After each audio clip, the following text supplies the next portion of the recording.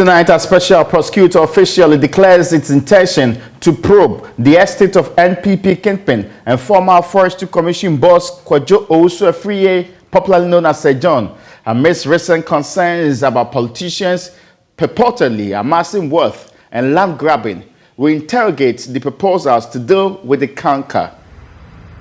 You're welcome back. This is UPfront. My name is Raymond Alqua. Now, news just coming in is the commencement of investigation by the Office of Special Prosecutor into the estate of former NPP General Secretary and also Forestry Commission boss, the very person of Kwadwo Owusu-Afriyie, also known as Sir John. The statement, and I'm reading parts of it to you, says the Office of the Special Prosecutor has commenced full investigations into the suspected corruption and corruption-related offenses in respect of alleged improper and unlawful acquisition of state lands at the Achimota Forest Enclave and Ramsar Catchment at Achimota in Accra by the former Chief Executive of the Forestry Commission, alias Sir John, now deceased, and other persons. The Ministry for Lands and Natural Resources is directed to fully cooperate with the OSP in the investigations, but with this has come up other related matters. More importantly, the regime that suggests that Sir John did not declare his assets. Now, the man in the Republic of Ghana who you're supposed to declare your assets to is the Commissioner of the Commission on Human Rights and Administrative Justice. Luckily, he's our guest. Mr. Joseph Wuta, you're welcome to UPfront. Thank you, Raymond. I hope you are doing well this evening, sir. Oh, by the grace of God, I'm doing well, and I'm happy to be with you. And I'm grateful that I kept you and worried you to stay in your office for this conversation. You serve in Ghana. That's right. Now, let me move to the point, because the latest developments suggest something that's straightforward. Yeah. Lawfully, you are the gentleman whose responsibility it is to crack the whip on people who failed to comply with the sections of the Constitution and also that particular Act 550 that mandates public officers at various levels to submit their assets, declare same, and their liabilities too, right? That is true. How does this work? So how do people get to know that, for example, I or any public officer has not really declared their assets, and what channels can they use to petition you?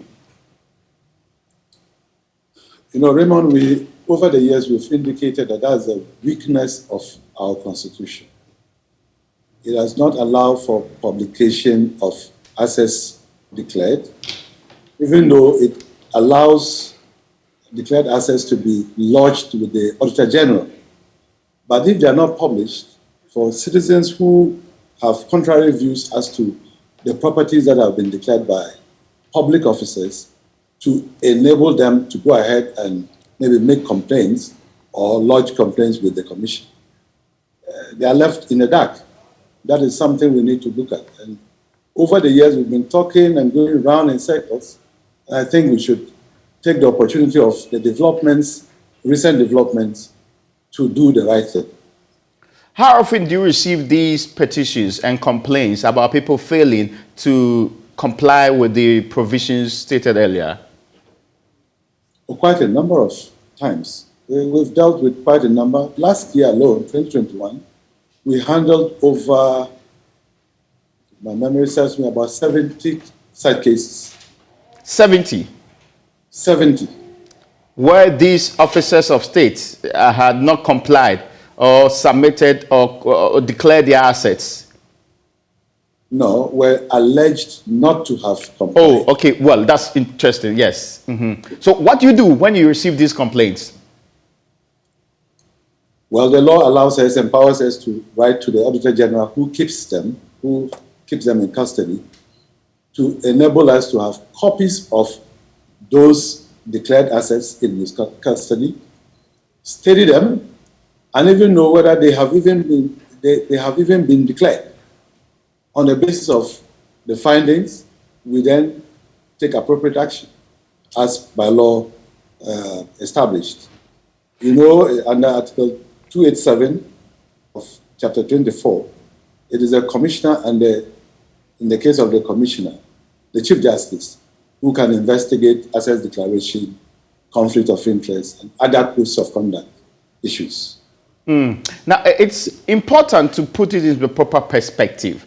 Now, even judges are sometimes hauled before your end. So what do? Do you just write, get some response, and then you ask them to comply with the law?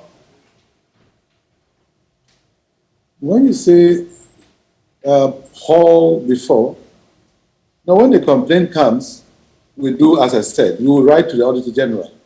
And when we have given the declared assets, or we have information that they are not declared, we write to the person, whether you're a judge or president or Speaker of Parliament or the lowest member of the public officers who are to declare, to give your response. The law requires you to be given an opportunity to explain. No, so after these explanations, if it's found that, for example, I did not submit my or comply, and if it's found out that I failed woefully to declare my assets prior to entering office, and I've been in office for some time, what do you do to people like that? What do you do as punitive measures, since there are no clear-cut ones in the Constitution? That is good. The weakness in the asset declaration regime over the years, cases that come before us, we've had the opportunity, because we must be careful that we don't also substitute our power, because the word is appropriate. Whatever is appropriate must also be determined by law. If I cannot remove a public officer, and I must go through a process to remove the public officer, that is appropriate. If I, on my own, say, you are hereby removed, it doesn't work that way.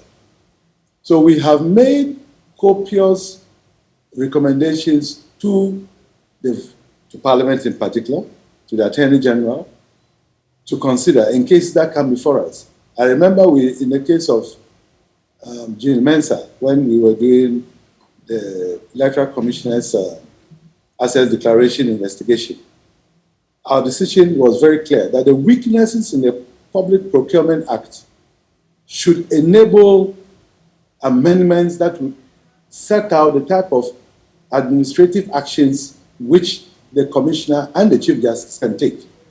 And we listed the type that are possible, so that if that becomes the law, then it becomes appropriate for the Commissioner to apply the law, and not a discretion that becomes contestable and problematic. Now, I'm sure you get the point I'm trying to make, because the accusation really is that the SHRAJ has been lenient in cracking the whip on people who fail to comply with provisions which are also stated in the Constitution, and that if SHRAJ were a bit more punitive, people will be more willing to comply with these directives. Well, I'll tell anybody who says that SHRAJ is lenient or too lenient to go and make sure that the law is amended to reflect the power that the SHRAJ can use. If you say I'm lenient, but the law that I am to apply says take appropriate action, and I am to take appropriate action which is not clarified, what do I do? Why is it that even judges are given time frames within which they can sentence between 1 to 3 years? You can't go beyond. You can't do this.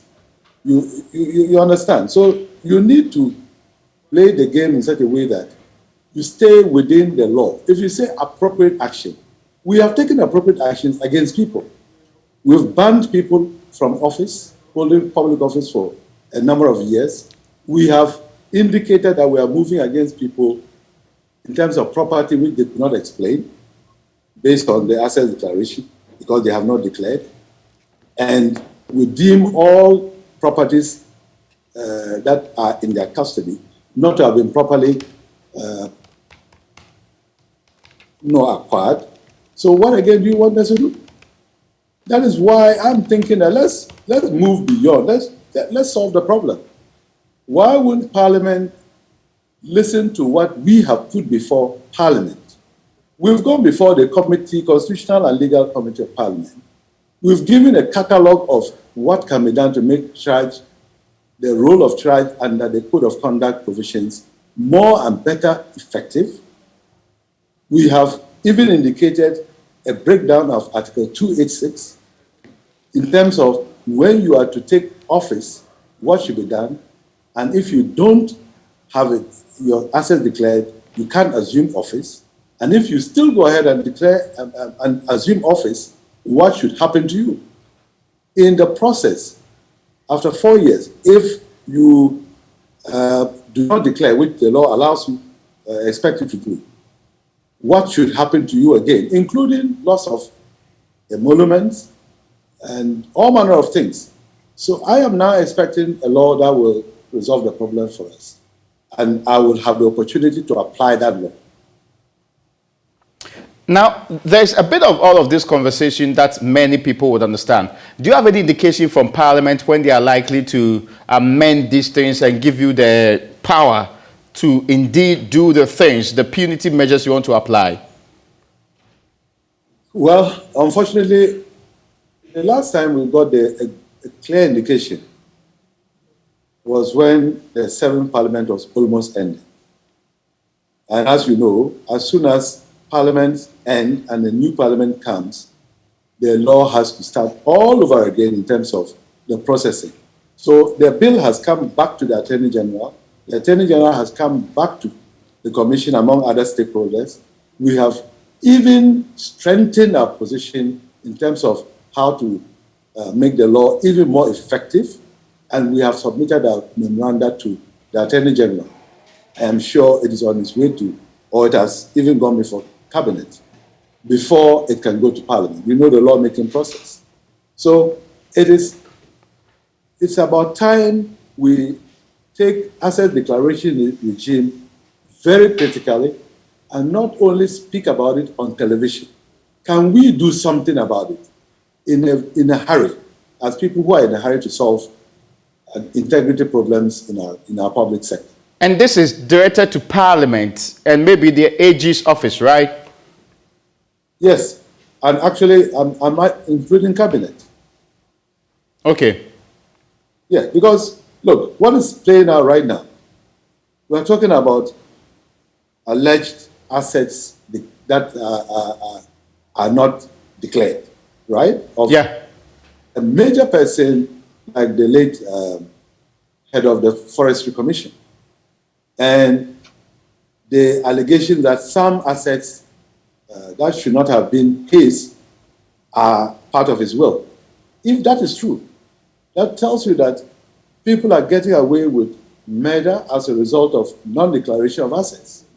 So if we are going to make the assets declaration regime meaningful, it's not enough for us to have heard the majority leader and others speak about, we should do something about the assets declaration regime.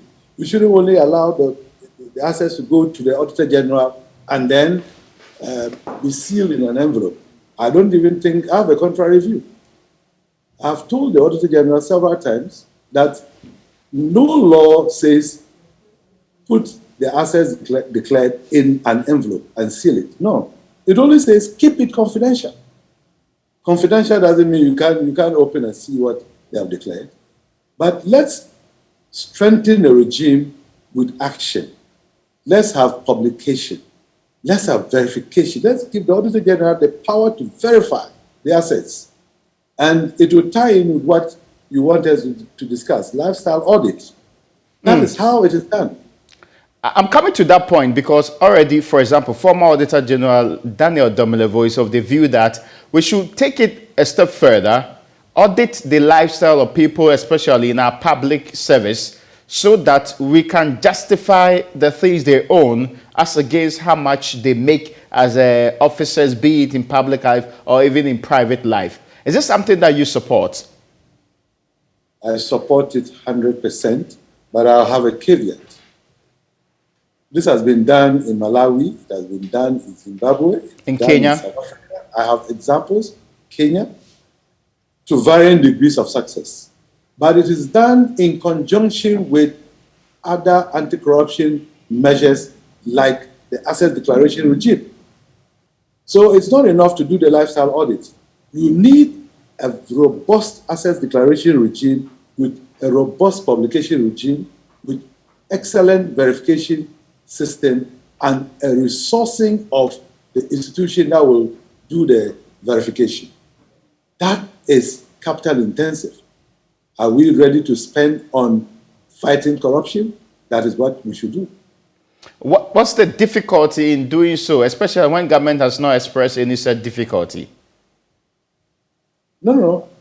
My concern is simply, why are we delaying for so long? Okay. In fact, the Conduct of Public Officers Bill was virtually competing with the Right to Information Bill, if you care to know. Yeah. We had, in fact, my predecessor, former Commissioner Emil Short, was actually the one who was pushing this Conduct of Public Officers Bill before he left office. How many years down the line? So why are we playing ball with the people of Ghana and pretending that we are, with all respect, pretending that we are fighting corruption, we have the will to fight corruption, but we are not doing the right thing? Why should the Conduct of Public Officers Bill, which actually encapsulates the asset declaration regime, conflict of interest, among other codes of conduct, and we have allowed it to stay in Parliament, get out of Parliament, return to Parliament since the 5th or 4th Parliament? Why? It's not interesting. Is it perhaps because the people who pass it are afraid and they are the ones in power? Well, I cannot say that. Yeah, because I'm asking you this question because what's preventing Parliament from passing this? That's the question I'm asking. Well, I think you may have to get the leadership of Parliament to answer that question. This is on the back of the fact that even the right to information has actually been passed. So, yes. Currently, has it been brought back? Has the Public Officers Conduct Bill been brought back to Parliament, or it's not been reintroduced? As I indicated, as soon as the present Attorney General got appointed, once the bill fell out of Parliament, he brought out the bill again and requested all stakeholders, including the Commission, to provide more comments. We have given the comments. And I know he was in a hurry. He insisted that he wanted the comments within 1 week. After that, we did a stakeholder consultation at Nat Hall before the bill can go to Cabinet. So where it is now, I don't know. If it is between Cabinet and Parliament, you may need to ask somebody else more knowledgeable in that field. Now, I get your point on this, but are you saying that if we had a Public Officers Conduct Bill, we could have prevented what is being alleged now about impropriety, land grabbing, or all the other things that's happening? If we had it with all the amendments that the stakeholders proposed, including verification, including publication and gazetting, and including clarification by the declarants, and the sanctioning regime administratively, which the Commissioner and his colleagues have recommended to make it easier for us to apply, I'm very confident that we will not be in the situation we find ourselves. Because we would have seen my assets in the Gazette, we would have seen anybody else, what you have, both your income and your liabilities, we would have seen them. So I don't know what is the big deal. People may be having something to hide. That is what I can say. Otherwise, if we really are committed to fighting corruption and ensuring integrity in the public service, this is very small to do.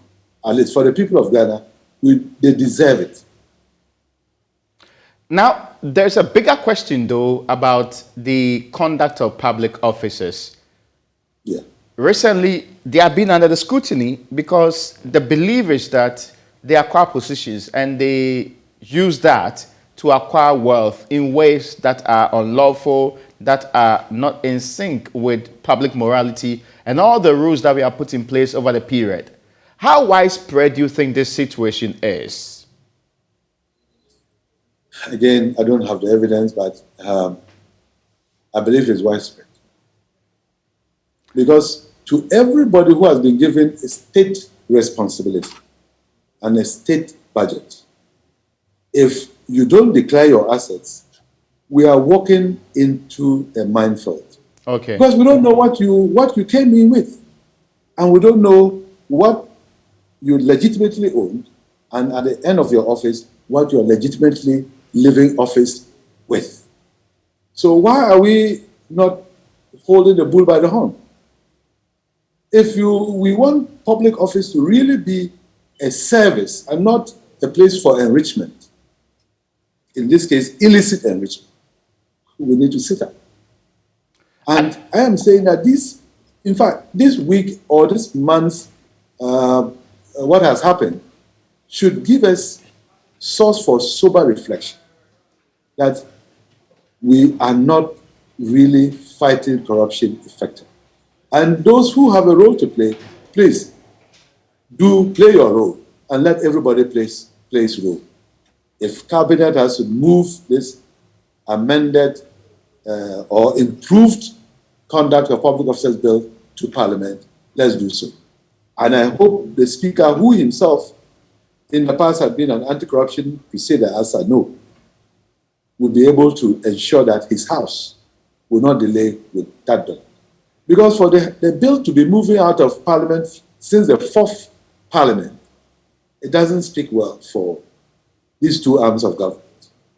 I get you. You are an anti-corruption campaigner. Your very role has been to do this, especially targeting those in public office and the related elements of that. When you sit back and reflect on what's happening with the Achimota land saga, when you sit back and reflect on what we are considering, and many are talking about what people own in public office, legitimately or the lack thereof, does it surprise you about the extent of the rot in our society and whether or not this is a reflection of the extent to which we fight or we are winning the fight against corruption? Well, Raymond, first of all, we are still in the regime of allegations. I understand investigations will be conducted. So let's wait for the investigations to be conducted so that we really know whether the allegations are true or they are not. But what is clear, which is not contested, is the acreages that are in contention.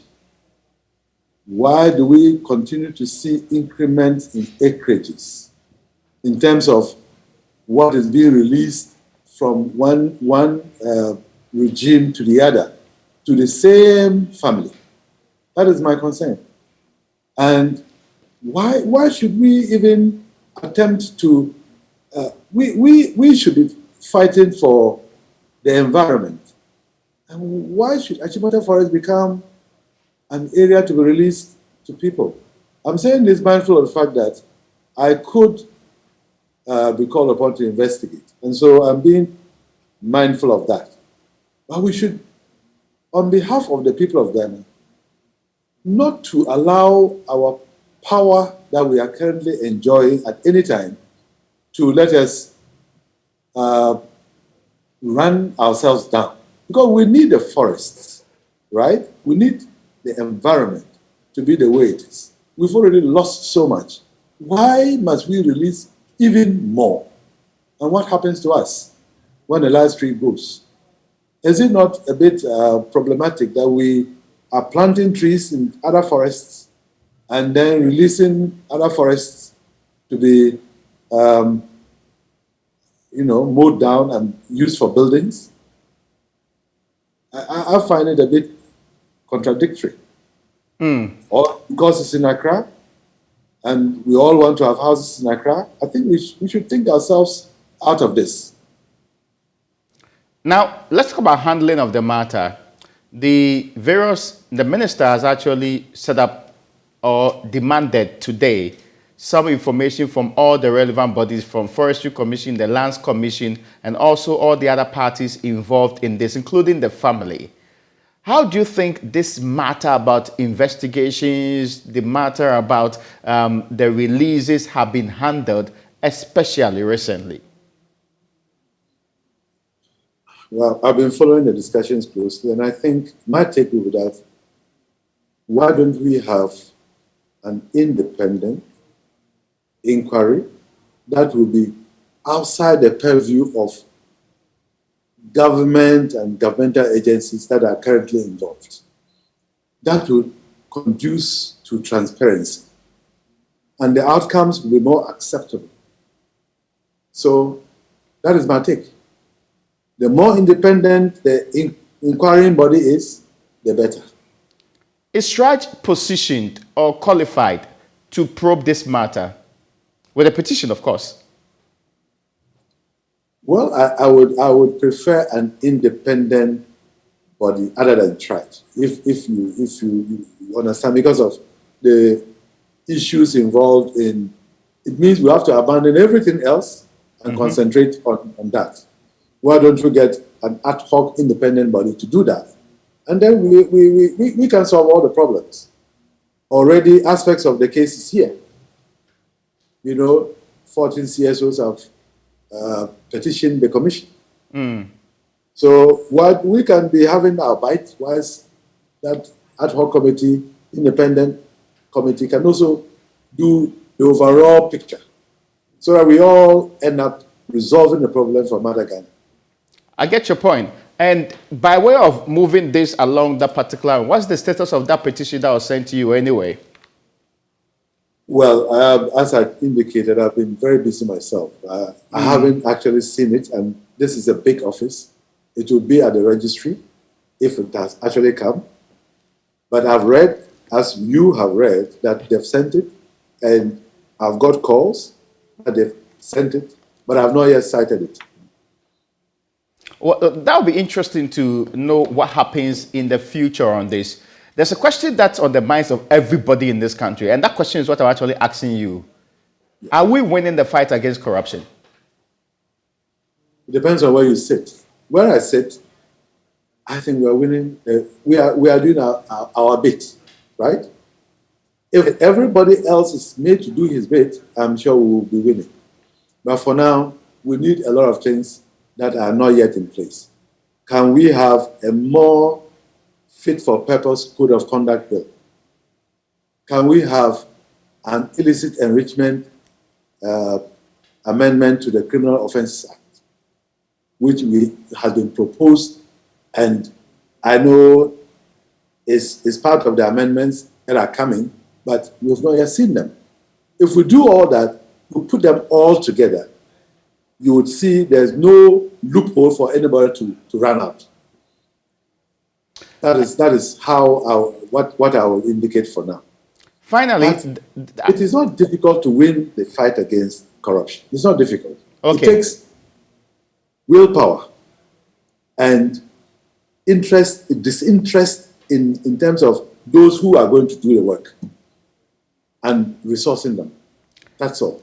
I am grateful to you, but my last question before you go is that there is an indication from Daniel Domlevo that those of you who fight corruption, who are at the forefront of it, corruption mostly fights you back. Have you had similar experiences? Well, not yet. Well, we're grateful for that. Many thanks to you, Commissioner of SRAJ, for your time this evening. We're still on because in this conversation, there is a man who has been there, seen it, and done that in public life. He was a member of parliament in the 1979 parliament. He was also chief of staff under the John Kufuor administration somewhere in the very early years of the 2000s. Kojo Mpiani joins us. Chief, you're welcome to UPfront. If you can hear me, sir, Chief, you're welcome to UPfront. Thank you. Thank you.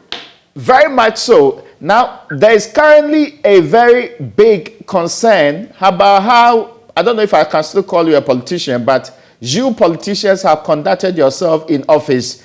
And this is on the heels of the recent brouhaha over whether or not Achimota forest lands have been sold, whether or not people are grabbing it, whether or not the very estate of Kwadwo Owusu-Afriyie is anything to go by.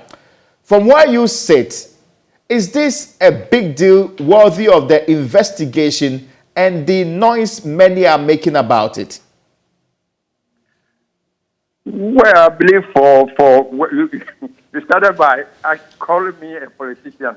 So I would say, as a politician, if I'm still a politician, I think it's worthwhile looking into the whole issue to find out what happened, what went wrong.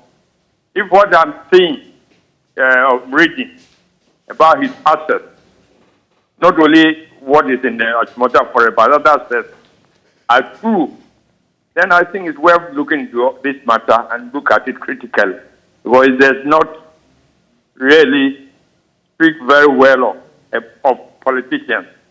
And before I add anything, I don't believe that if you only look at it from the political perspective, we should look at it from the Ghanaian perspective. Is this thing happening to only politicians or to the generality of the Ghanaians? I think we should look at it with that view. And then if we look at it that way, and we want to find a solution to this problem, I think we may be able to have a solution. But if we concentrate attention only on politicians, we may not be able to achieve what we want to achieve. I get your point. The reason why I mentioned politicians is because of the recent information about assets declaration in this country. The complaint that many of these public officers either fail or refuse to do that. And that's become a big problem. And it is an anti-corruption tool. Unfortunately, that anti-corruption tool is becoming a bit problematic to use because of the current regime and the failure of politicians to comply with the directives of that constitutional provision and the law, Act 550, that demands that people should declare their assets, especially those in public office, more importantly. From where you sit, why is it difficult for a politician or anybody in public office to comply with the assets declaration regime? It shouldn't be difficult. I really think that it shouldn't be difficult. And I remember when I was in government, the president directed, I remember in the cabinet meetings directed that every member should declare his assets.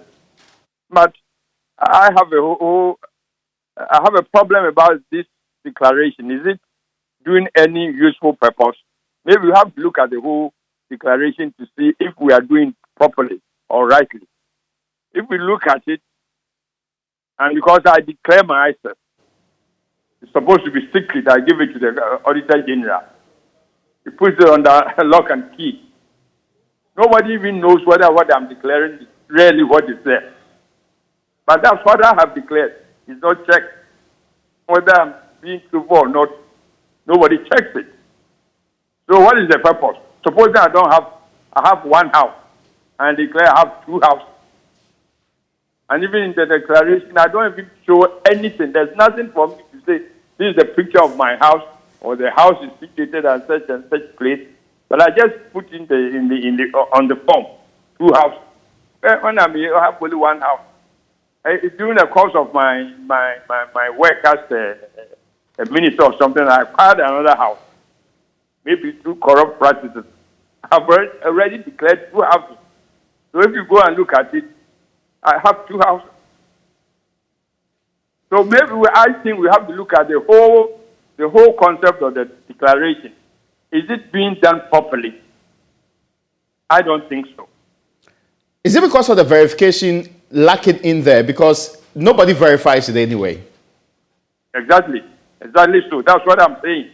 Because I will go and say I have one house. I may not have the house. Because at the back of my house, as soon as I got the job as the chief of staff, maybe my first I must try and have a house as quickly as possible. Fair or foul means. I've already declared that I have a house on my phone.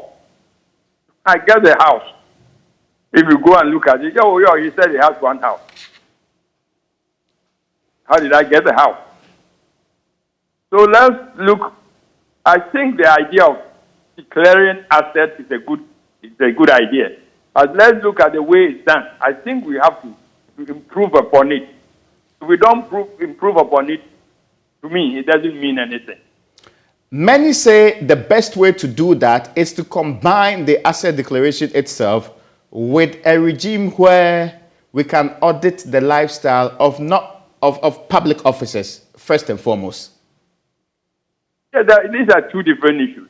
First, declare the assets. Let's verify the assets. You say you have one house. There must be a basis for us to know that you have one house, so that you have the record that you have one house. Auditing lifestyle, I'm all for it. Not only for politicians, for the generality of the Ghanaians. Because at times, I look at some people, from nowhere you see them with some flashy vehicles, some flashy houses and whatnot. And you ask yourself, are they even paying any taxes? Where did they get this money from? Are they frontmen for politicians? Are they in some shady deals? Nobody has any right, because there's no law which allow anybody to question how do you come by this. So I'm all for that. I think we have to do it not only for politicians, but for the Ghanaians generally. And I believe, so I understand some countries like Israel have something like that. Maybe we should learn from them. There are those who are saying it's an expensive venture, it may lead to invasion of privacy, and really can be abused. If we want to do it, we should put down rules which will make us behave in a more sensible way. As for invasion of privacy, at times you have to do that for the sake of the general good. So supposing you come to me every other year or every other month, every 3 or 4 months, I come with a very expensive car driving around and whatnot. Maybe go to the GRA and find out, is this guy even paying taxes? And you realize that I haven't even paid the first one. But here I am riding in vehicles which cost thousands of cedis. In some cases, even millions of cedis. So the state has the right to find out where is this money coming from. And if it's really getting the money genuinely, is he making his contribution to the state by paying taxes? If that is invasion of privacy, it's worth doing it for the sake of the country. Okay, that's an interesting point to raise. Now, there are also some issues generally about what is recently happening being a sign that our politicians, our people in public life are corrupt. They are pungently corrupt, and they are not really out there to serve the public interest. You've been in service for a very long time. Is this a true reflection of the majority of politicians? I wouldn't say it's a true reflection of majority of politicians, but maybe a reflection of some politicians. I mean, as I started here, if what I'm reading about, I'm sorry to bring Sir John in again, back in this issue. If what I'm reading about him, about his assets, if this is true, then one has every reason to doubt, where did he get all this money to do all these things? So we come back to the politician. Was he able to do this because he was a politician who was appointed to some position which enabled him to acquire wealth corruptibly? So it will reflect on politicians. So it will be in the interest of politicians to make sure that such things don't happen. And I believe the president who appoints all these people should be able to look around. I believe the national security order may be reporting to the president about some of these things.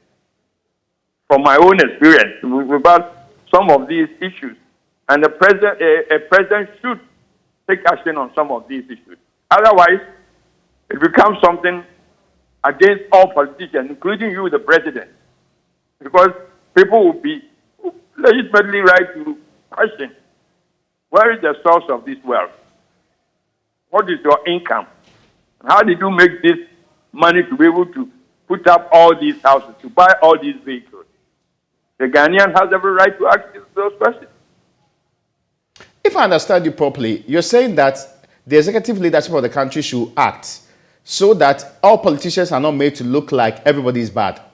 Exactly so. Exactly so. You see, all these people are your appointees. And I believe, from my own experience, the national security will be helping you with some of these things happening. If they are not doing that, then they are not being helpful to the president. You know, because these things, even though it's supposed to be secret, they hear about the gossip here and there and therefore, they must be able to report to the president, this is what we've seen. Or if the president hears about it, if you call the national security to investigate quietly and report to him. Or if you get a lady president, report to her. And he should be able to take action. Otherwise, it's something which affects all of us. I mean, when people read Sir John's, they say, these are the politicians. It's what they are doing. If you're a politician, it affects you. If you're a president, it affects you. And therefore, the politicians themselves should be much more concerned about some of these things. And the leader should go the extra mile to make sure that you may not be able to control everything. It's impossible for you to control everything. But some of these things, I'm sure, will come to your attention, and therefore you must take action on them. There are those who are already saying that we need an independent commission set up by the president to probe this. Is this something you would support? What is it? What's the commission going to probe? I don't know. What is the commission going to probe? The entire conversation, not only around Sir John, but also the acquisition and the allocation of Achimota's lands. Oh, well, if you are talking about Achimota land, yes. Yes, you know, I remember when we were in government, I think these whole thing started when we were in government. If I remember very well, the O's petitioned the president that they were not paid for the acquisition. And if I remember very well, the president asked the Lands Commission to investigate to find out whether what they are saying, what they were saying was true or not. So the Lands Commission made the investigation and realized that no, they were paid for acquisition except one area where they couldn't find the documents on the payment. You know, and then therefore the president said, well, if that is true, if we couldn't find that one and we're able to find all of them, maybe we must look at it and say that, well, maybe this one wasn't paid because we're able to locate payment for all the areas acquired except this one. So if that is the case, it won't be out of place if we decide to give that part to them. Provided so that part of it should be developed into a business to remove people from the central business area to decongest that area. I remember this is what happened because I met the O's 2 times. They came to my office and made that. This was the basis for the whole thing, you know. So if they are doing investigation, they should go back and look at it, and they will realize that if they ask the Lands Commission, I think one Mr. Bayo was there at that time, they will be able to tell them what really happened. So if we want to have an investigation, I'm all for it. Let's look at the whole thing and find out what, if something went wrong, what went wrong, what was the reason for that happening. Now, there is the connected conversation, and I was asking you about how politicians and corruption is dealt with properly. If you cast your mind back over the years, how we have tried to deal with corruption, do you think we are succeeding? Or it's getting worse by the day? I don't think we are succeeding. I don't think we are succeeding. From personal Well, I don't think we are succeeding. And I think we should look at the whole Ghanaian society, our psychology, our sociology, and say why, what is happening. Well, I'm saying this because, I cast my mind back to the first coup in 1966. After the coup, these politicians were corrupt. They said, okay, put some of it, confiscate some of the assets. Then the next coup came. You have another set of politicians who have this same thing happening. Then, in recent times, one set of politicians can believe the noise of corruption and whatnot. But the basic that we are all Ghanaians. All of us are Ghanaians. So is there something wrong with us as Ghanaians which we are not looking at? That's the way I look at this thing. We are not. I don't think we are being able to sort of confront the issue, the corruption issue, and it comes worse and worse because first there's no punishment and therefore impunity sets in and people just don't care. These days, I see a lot of young people going to politics that first is to make money, which shouldn't be the case. Is the current government fighting it properly? I didn't hear you well. I was asking whether the current government and the President Akufo-Addo is fighting it properly. I don't know. To be honest, I don't know. I don't know how it's being fought. We have the institutions and whatnot, but I don't know if the institutions are doing properly. For example, recently I heard the Office of Special Prosecutor. That's the office, isn't it? I sort of saying they're taking a DCE appointee who failed to be confirmed to court for corruption. Well, it may be true. Maybe he corrupted himself and other people. But looking at things around it, is it a place to divert your attention first? So if you don't take it, people will think that, all these institutions have been set up just to whitewash things. Because you hear all manner of things. They may not be true.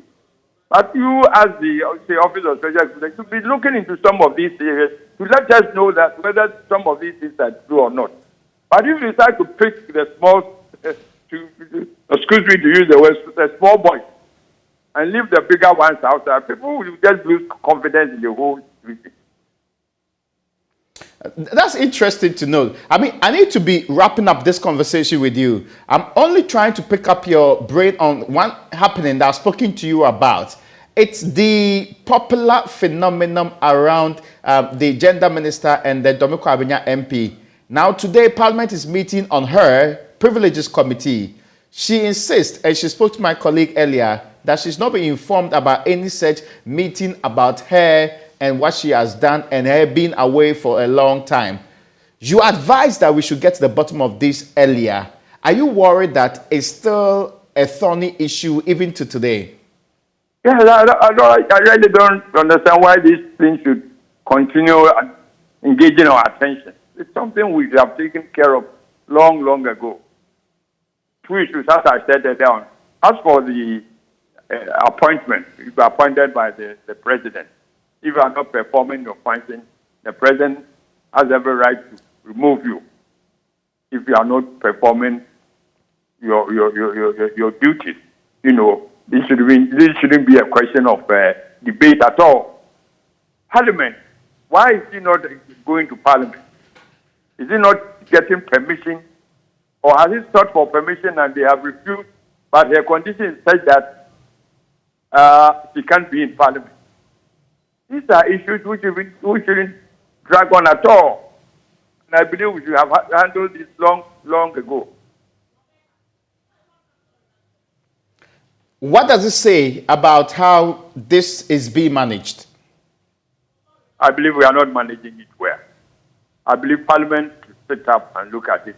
For every what you are telling me is true, that Parliament is sitting on it, and she herself said that it should not be consulted. So what is Parliament sitting on? The person involved is saying that he's not been consulted, he's not been informed about anything. And you are telling me that Parliament is sitting on the issue. I don't know what Parliament is sitting on and what decision Parliament is going to get to. Would that be fair to her? It won't be fair. How can you sit on somebody without inviting the person to speak?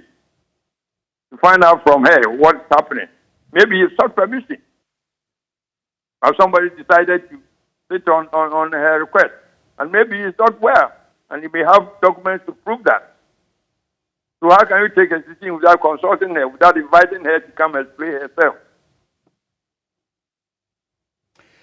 I'm grateful for your time this evening, and I will not waste any more of it. I'm grateful that you joined us. Chief, thank you so much, and I'm sure we should be speaking consistently. Thank you once again. Well, folks, that's where we end today's edition of UPfront. Many thanks to you for joining us on this edition.